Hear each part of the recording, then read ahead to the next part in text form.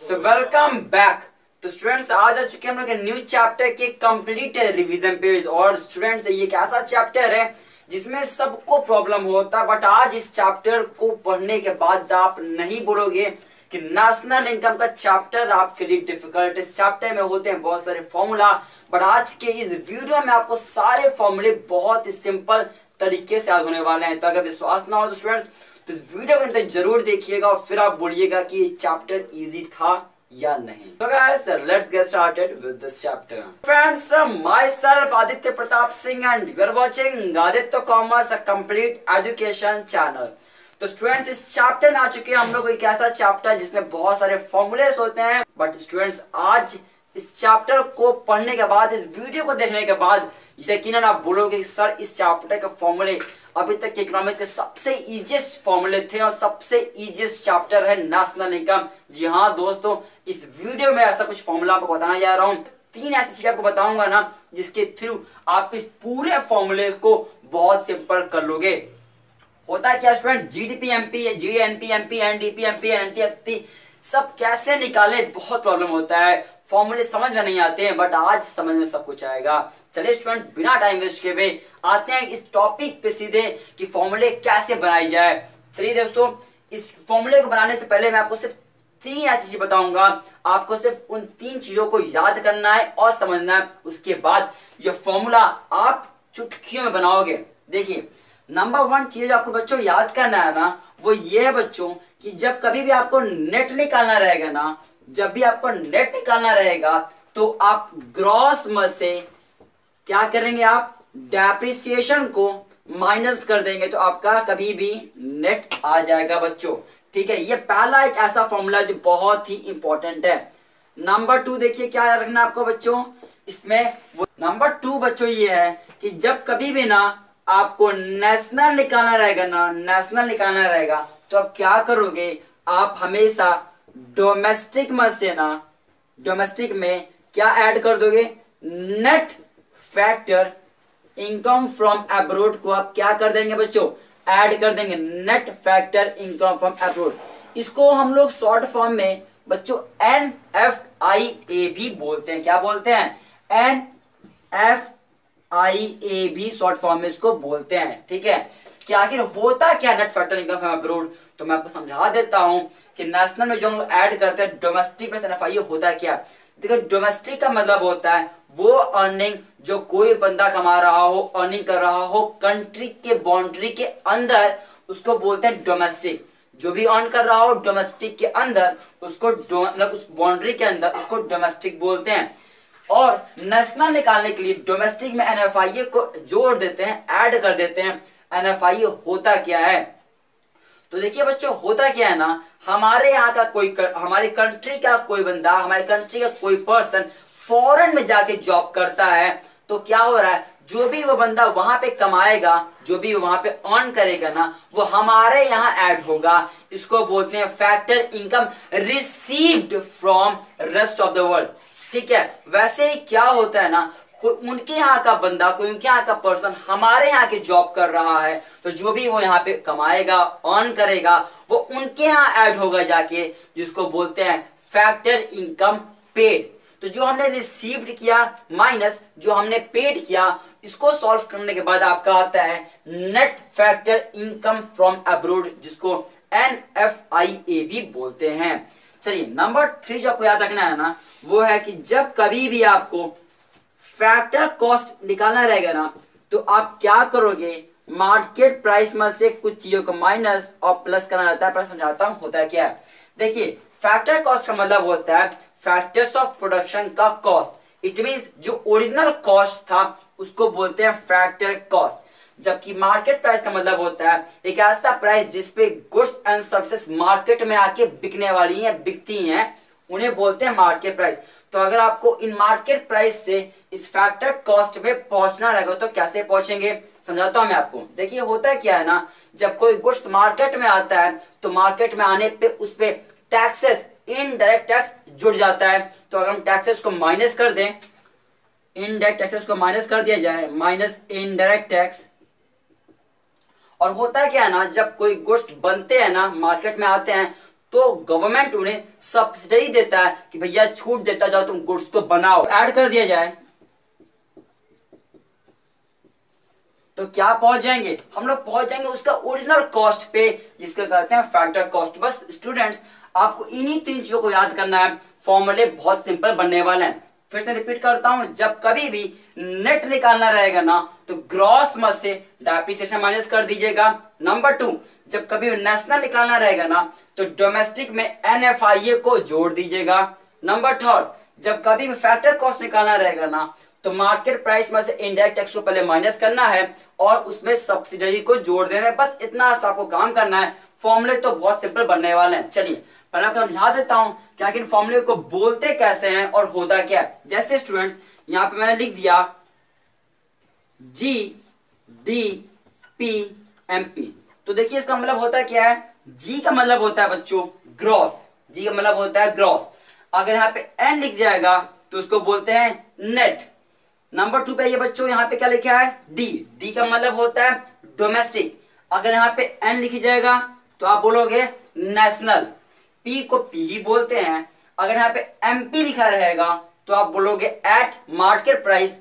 अगर यहाँ पे FC लिखा रहेगा तो आप बोलोगे एट फैक्टर कॉस्ट। ठीक है, तो अगर मिला के बोलोगे तो क्या बोलोगे आप बोलोगे net national product at factor cost. अगर लिखा रहेगा बच्चों GNPMP तो क्या बोलोगे आप बोलोगे gross national product at market price. ठीक है, अब चलिए आते हैं कि फॉर्मूले बनाने कैसे हैं, क्योंकि फॉर्मूले बनाने में प्रॉब्लम होती है बच्चों। देख जैसे मान लिया स्टूडेंट्स कि आपको निकालना है, कैलकुलेट करना है NNPFC को। चलिए आपको निकालना क्या है, आपको NNPFC निकालना है। तो स्टूडेंट जब भी किसी क्वेश्चन में आपसे कुछ ऐसा निकालना रहेगा ना तो आपको कुछ एक हिंट दिया रहेगा, कुछ आपको एक वैल्यू दिया रहेगा। मान लीजिए बच्चों कि आपको दिया गया है GDPMP, आपको दिया गया है, आपको क्या दिया गया है, आपके क्वेश्चन में GDPMP दिया गया है और आपको निकालना क्या है NNPFC निकालना है। तो कभी किसी क्वेश्चन में अगर कुछ ऐसा निकालना रहेगा ना तो कुछ आपको ऐसा देगा। अब देखिए करना क्या है, फॉर्मूला याद नहीं करना है, समझना है। देखिए पहले क्या करेंगे ना हम लोग यहाँ पे स्टेप बाय स्टेप आगे बढ़ेंगे, फॉर्मूले खुद बनते चले जाएंगे। देखिए पहले जैसे पहला वर्ड है ना तो एक एक वर्ड सॉल्व करेंगे। पहले G से N को सॉल्व करेंगे। तो G से N के लिए क्या करते हैं, अगर ग्रॉस से नेट पे जाना रहेगा तो क्या करेंगे। सर आपने बताया था कि अगर हमें ग्रॉस से नेट पे जाना रहेगा ना तो उसमें से डेप्रिसिएशन माइनस कर देंगे। जी हाँ, आप इसमें से डेप्रिसिएशन को पहले माइनस कर दो, आपका पहला सॉल्व हो गया। अब दूसरे पे आते हैं बच्चों। देखिए डी से कहां पे जाना है, डी से एन पे जाना है। डी मतलब डोमेस्टिक, एन मतलब नेशनल। तो डोमेस्टिक से नेशनल पे जाने के लिए क्या करते हैं, तो डोमेस्टिक से नेशनल पे जाने के लिए उसमें NFIA को ऐड कर देते हैं। तो यहां पे बच्चों क्या करना, NFIA को ऐड कर देंगे। फिर देखिए P तो P सेम ही था। अब फिर से यहाँ पे MP लिखा गया है। MP से कहां पे जाना है, MP से FC पे आना है। फिर से भाई मतलब मार्केट प्राइस से कहां जाना था, फैक्टर कॉस्ट पे जाना था। तो क्या करते हैं, मार्केट प्राइस से फैक्टर कॉस्ट जाने के लिए क्या करते हैं, उसमें से इनडायरेक्ट टैक्स को माइनस करते हैं। तो माइनस इनडायरेक्ट टैक्स माइनस कर देंगे और उसमें सब्सिडी जोड़ देते हैं तो सब्सिडी को ऐड कर देंगे। बस इतना सा था, इतना आप कर दीजिएगा, आपका ये फॉर्मूला बन जाएगा। सिंपल सा था, इसके थ्रू आपने ये बना दिया। ओके चलिए मैं आपको एक और समझाता हूं। इसी की तरह से एक और एग्जांपल चेक कर लेते हैं, फिर आगे बढ़ते हैं इस चैप्टर पे। मान लिया स्टूडेंट्स आपको निकालना है NDPMP निकालना है बच्चों, और आपको इंफॉर्मेशन दिया गया है GDPMP दिया गया, आपको ये दिया गया और आपको ये निकालना है। क्या करेंगे, 1 बाय 1 सॉल्व करेंगे, 1 बाय 1।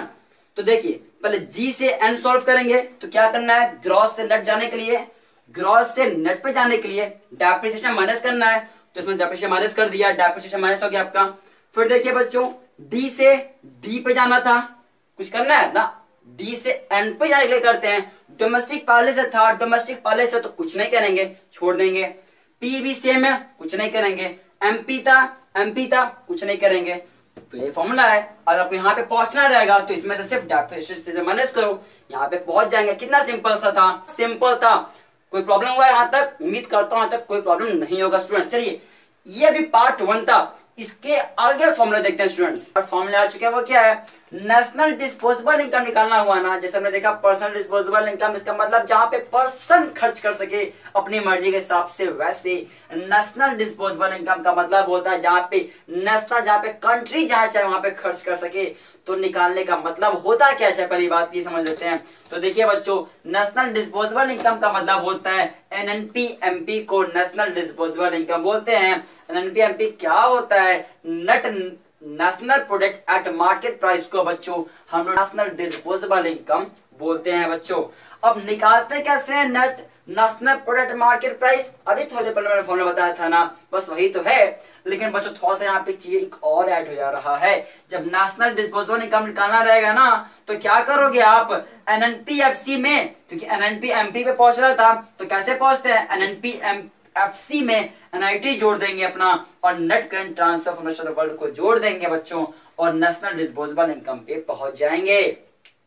अब देखिए होता है क्या है ना, नेशनल डिस्पोजेबल इनकम में दो तरह के होते हैं, एक होता है ग्रॉस नेशनल डिस्पोजेबल इनकम, दूसरा होता है नेट नेशनल डिस्पोजेबल इनकम। तो बच्चों जब कभी हमें नेट नेशनल डिस्पोजेबल इनकम निकालना रहेगा ना, सिंपल सा बच्चों, ग्रॉस नेशनल डिस्पोजेबल इनकम से क्या माइनस कर दोगे, करंट रिप्लेसमेंट कॉस्ट माइनस कर देंगे। सर आपने तो डेप्रिसिएशन बताया था, अभी ये कहां से आ गया, तो बच्चों दोनों सेम है, करंट रिप्लेसमेंट की माइनस करते हैं, यहाँ पे दोनों सेम होता है, तो इसमें से इतना माइनस कर देंगे बच्चों, पहुंच जाएंगे नेट नेशनल डिस्पोजेबल इनकम पे। देखिए बच्चों कुछ इसके आगे बढ़ते हैं, यहाँ पे लिखा गया है दूसरा चीज बच्चों, यहाँ पे दूसरा चीज आपका देखिए, जो जीडीपी होता है ना आपका, जो ग्रॉस डोमेस्टिक प्रोडक्ट होता है ना बच्चों आपका, ये हो सकता है कि करंट प्राइस पे होता हो सकता है आपका कि आपका कांस्टेंट प्राइस पे होता हो। बच्चों जब जीडीपी को हम लोग करंट प्राइस पे बोलते हैं ना, तो इसको बोलते हैं नॉमिनल जीडीपी। और बच्चों जब जीडीपी को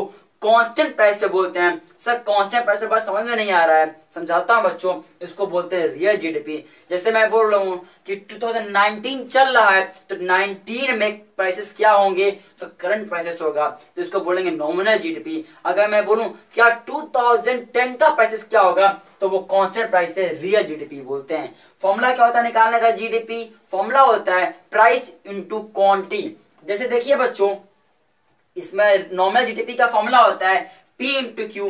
क्यू का मतलब होता है बच्चों quantity of final goods and services, जबकि बच्चों P का मतलब होता है प्राइस ऑफ करंट ईयर। मतलब क्या, जो भी गुड्स बन रहे हैं ना इस ईयर में फाइनल, उनका प्राइस क्या है, वो ये है, कितना बना, उसको क्यू बोलते हैं। बहुत ही समझने वाली बात अब यहाँ पे स्टूडेंट्स आ रहा है, ध्यान सुनिएगा।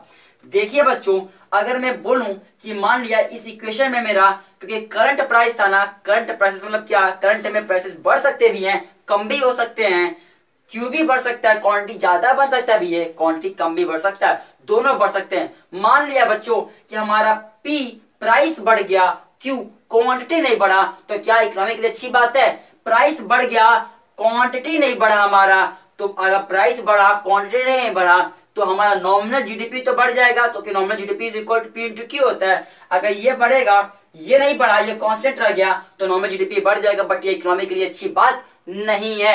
क्यों, हमें लगेगा कि यार नॉमिनल जीडीपी बढ़ रहा है, इकोनॉमी के लिए अच्छी बात होगा, बट नहीं। क्यों, क्योंकि बच्चों इकोनॉमी के लिए अच्छी बात तब होती है जब ज्यादा गुड्स बनते हो इकोनॉमी में, कि ज्यादा गुड्स बनेगा ना, ज्यादा क्वांटिटी बढ़ेगी ना, ज्यादा चीजें बनने का मतलब होता है ज्यादा लोगों को जॉब मिला होगा, ज्यादा आउटपुट आया होगा, ज्यादा एम्प्लॉयमेंट आया होगा, ज्यादा इनकम आया होगा, तो अच्छी बात है, ज्यादा वेलफेयर हुआ होगा।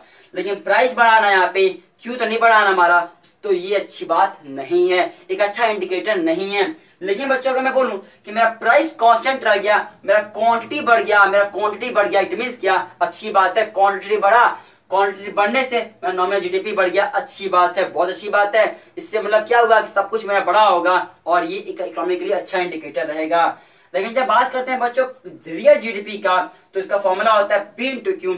बहुत ही सिंपल है बच्चों, P यहाँ पे क्या है, P का मतलब होता है प्राइस ऑफ बेस ईयर, जिस ईयर से कंपेयर कर रहे हैं ना, उस ईयर का प्राइस जो कांस्टेंट रहता है यहाँ पे, तो ये कांस्टेंट है, बढ़ने वाली बात ही नहीं है। क्यू का मतलब होता है क्वांटिटी जो बना फाइनल गुड्स एंड सर्विसेज, उसको क्यू बोलते हैं। अब आपको मालूम है बच्चों कि अगर रियल जीडीपी बढ़ेगा तो मतलब क्या, इकोनॉमी के लिए अच्छी बात है। क्यों सर, क्यों, क्योंकि बच्चों इसका फॉर्मूला P इंटू Q होता है। P तो बढ़ सकता ही नहीं है, P तो कांस्टेंट रहेगा। इट मींस क्या, अगर ये बढ़ा तो Q ही बढ़ा होगा, तो एक अच्छा इंडिकेटर होता है रियल जी।